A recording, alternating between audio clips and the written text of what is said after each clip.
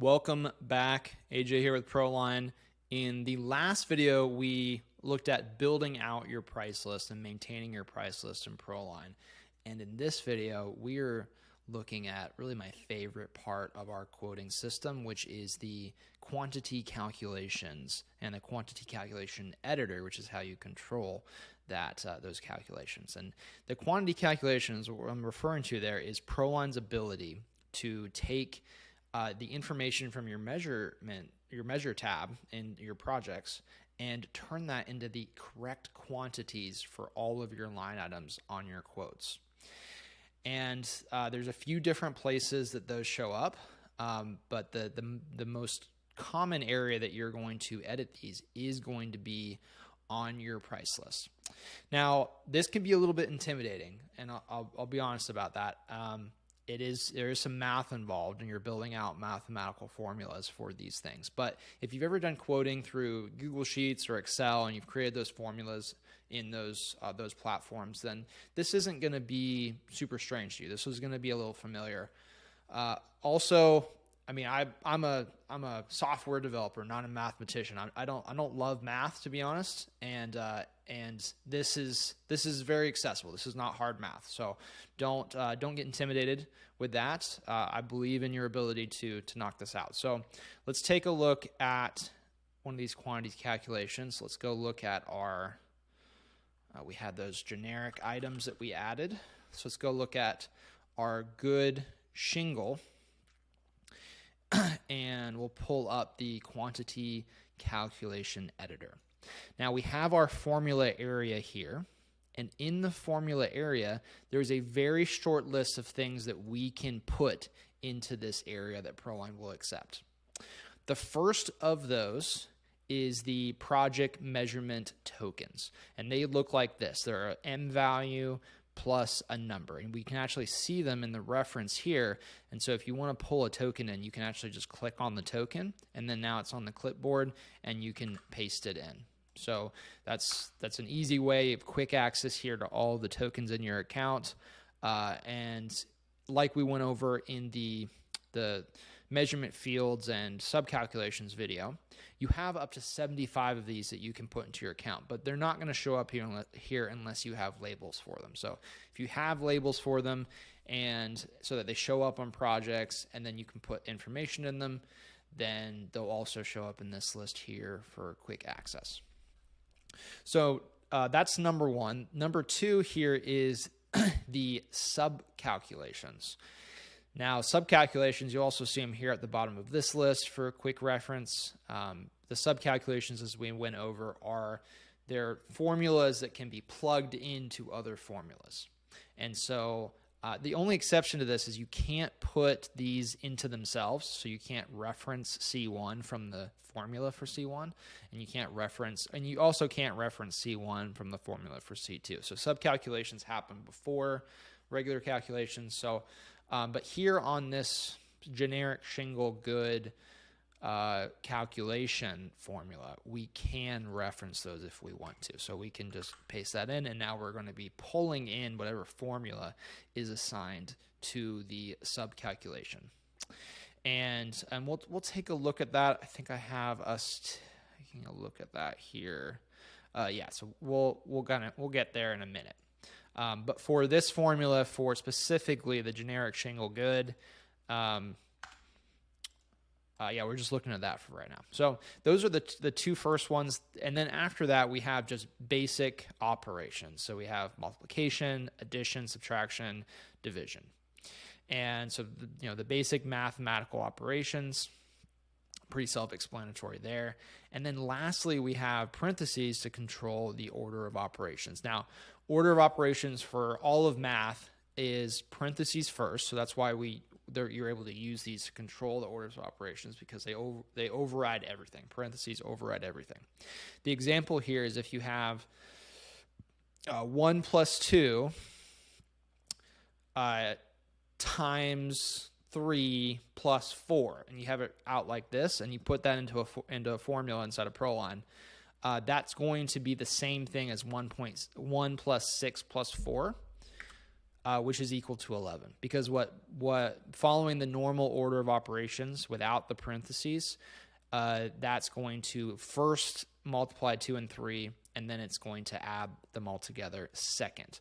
So it's going to be 6 plus 4 plus 1, which is 11. Now, this completely changes if you put parentheses in. So if you put parentheses around the addition here, and so you have 1 plus 2 in parentheses multiplied by 3 plus 4 in parentheses, then you're going to get a completely different result, because ProLine is going to add up 1 and 2, and then it's going to add up 3 and 4, and then it's going to multiply the results. So you have 1 plus 2, which is 3, and 3 plus 4, which is 7, and then those get multiplied, which is 21. 21 is very different from 11, so this is an important concept to keep in mind as you're making these formulas, because that's the difference between being profitable on a job and not being profitable right there. That's a pretty big difference in the end results. So parentheses, that's how parentheses override everything. If you're not using parentheses, the order of operations for math includes exponents here. We don't have exponents in ProLine. There's just not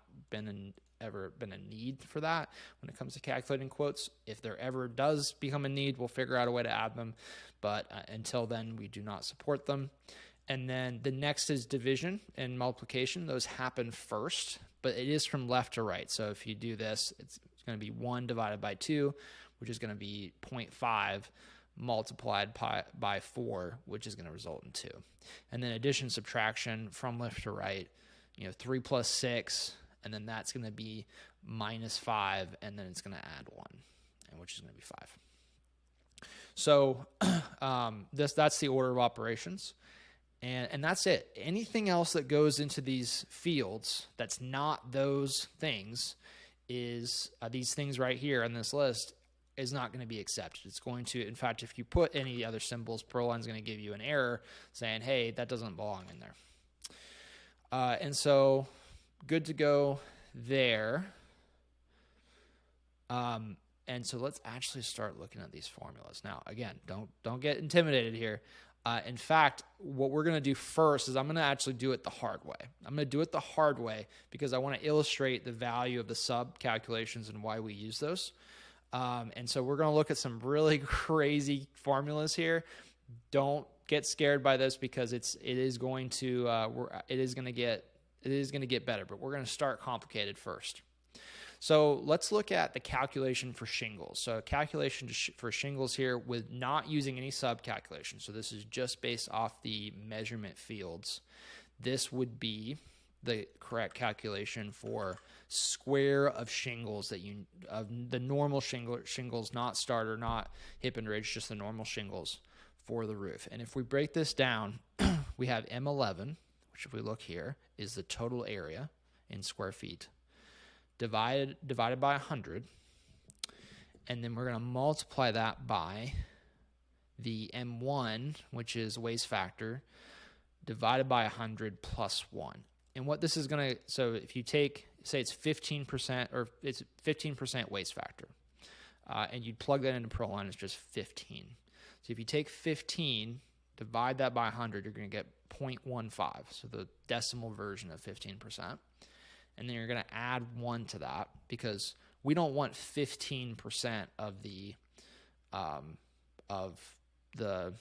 total area of the roof divided by 100. What we want is the total area of the roof divided by 100 plus that additional 15%. So we're going to add 1 to that 0.15, and then we're going to multiply that times the result of the total area of the roof divided by 100, and that's going to give us the total square for the roof for normal shingles on the roof. And so this is the way it looks like to put this formula in. And that's not too bad, right?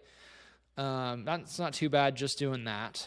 But let's take a look at something else. So maybe we take a look at coil nails. Let's take a look at coil nails. So we'll leave this here. We'll go down to coil nails. I'm going to add a price. I don't want to spoil the surprise here. So coil generic. Well, they're already generic, but let's do coil nails test. I think it's a box.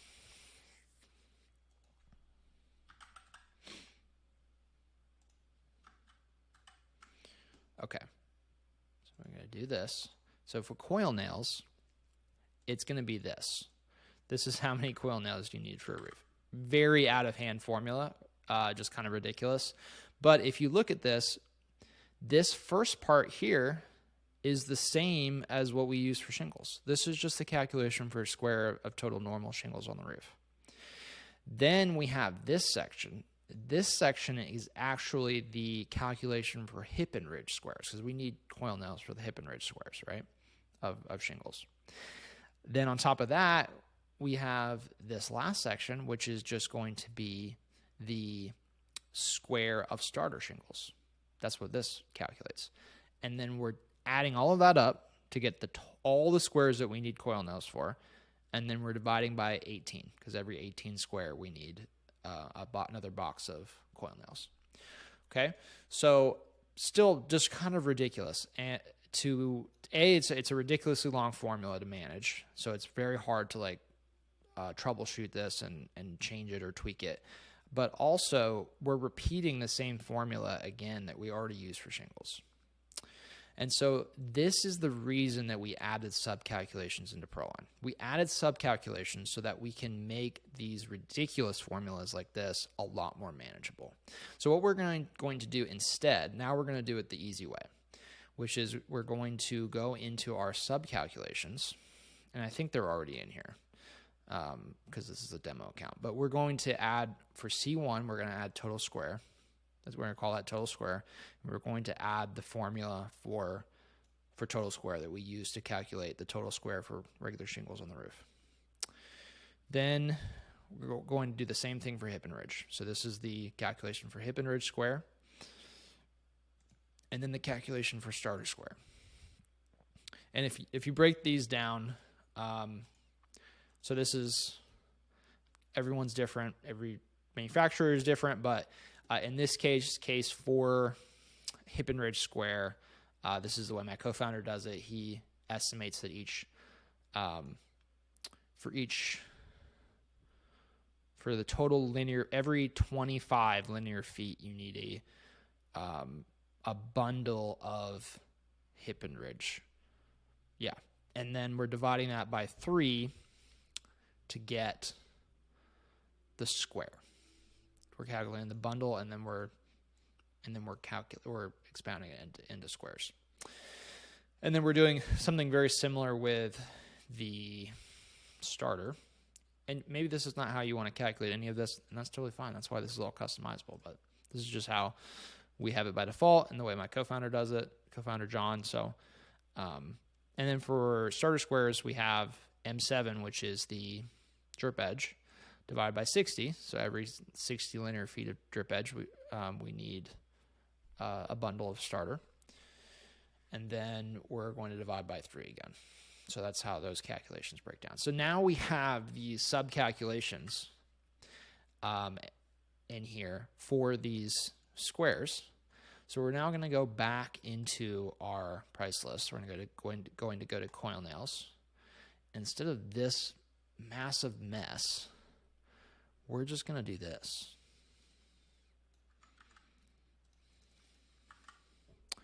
This is subcalculation 1 plus subcalculation 2 plus subcalculation 3, which, if you remember, is total square, hip and ridge square, starter square, all added together, divided by 18. So much more manageable, so much easier, and you can very easily go in here and look, oh yeah, C1 is total square, C2 is hip and ridge square. So it's so much easier now to break down what's actually going on in this formula. And so that's the value of those sub-calculations. It's easier to build these formulas. It's easier to maintain them. And then also, if you need to, we're going to do the same thing for shingles. So we're going to go back to that shingle, generic shingle good. And we're going to get rid of this, and we're just going to do C1. Boom. So we're going to duplicate that on all of these. So we have best, better, and there we go. Okay, so now that we have the sub-calculations, it just makes things so much easier. And then also, if we ever need to adjust So say you decide that, or maybe it's not even something you change. You're getting your ProLine account set up, and for you, you don't want to estimate that a hip and ridge bundle only goes to 25, only covers 25 linear feet. Maybe you think it's you, because of your manufacturer, your experience in your market, you say this is 28 or 30 or 33, whatever you believe this should be. You can go in here and change it, and instantly across all of ProLine's default templates, it's updated. Same thing if you just decide, you're like, hey, we just keep being short on hip and ridge, on everything that's being calculated based on hip and ridge. Go in here and change this to 22. And so that is what's so valuable about these sub calculations. There's multiple things here, but they're extremely useful. All right, so let's move on here. Let's get the rest of this covered. So in addition to setting the price calculations on your price list, this is the primary place that you're going to do it, is going to be on your price list. And whenever possible, just rely on these calculations. But if you go into, I'm just going to go into one of these other existing quote templates because we haven't built anything out yet. So if I go in here and I select one of these line items, I can, so right now it has use default formula from price item. Whenever possible, just leave that selected. But if you really need to calculate something differently on an individual quote template, you can override it by deselecting that, and then you can edit whatever this is. So just something to keep in mind. It is there if you need it, but generally speaking, not recommended, because then it's gonna be very easy to forget that happened, and then you got to go find it and update it. A lot easier to just leave everything referencing back to your price list and just manage all of your calculations from here.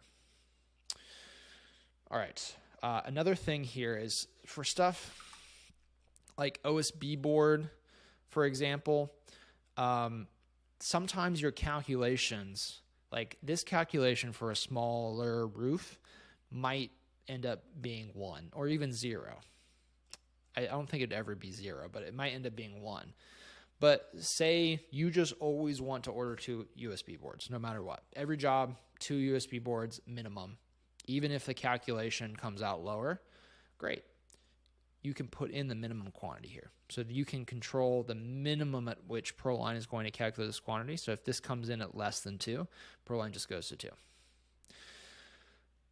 Okay, so we have that, and then, yeah, that pretty much covers everything. So that is the quantity calculation editor and ProLine's quantity calculations. And then just in case this is not something you're aware of, so once you build all these out, once you put these formulas in here, then when you go to create a quote using a quote template that has quote line items that reference back to these price list items with their calculations, ProLine's going to automatically use these formulas to calculate the quantity, which is then going to multiply by the price, and that's how it's going to price your jobs for you. It's going to price those quotes for you.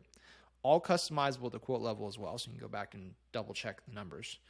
But ProLine's going to do the heavy lifting for you. And so that's what we're doing here. We're building out that logic. We're telling ProLine exactly how we want it to quote jobs for us. And so that covers everything. Go through your price list now, and for all of your items, go build out your calculations. Go tell ProLine using the quote quantity or the quantity calculation editor exactly what measurement values to use, what calculation formulas to use, and how to combine those into the numbers that you want to see when quotes are generated. And next video will be, we're going to actually start building out the pages of our quote template. So I'll see you then.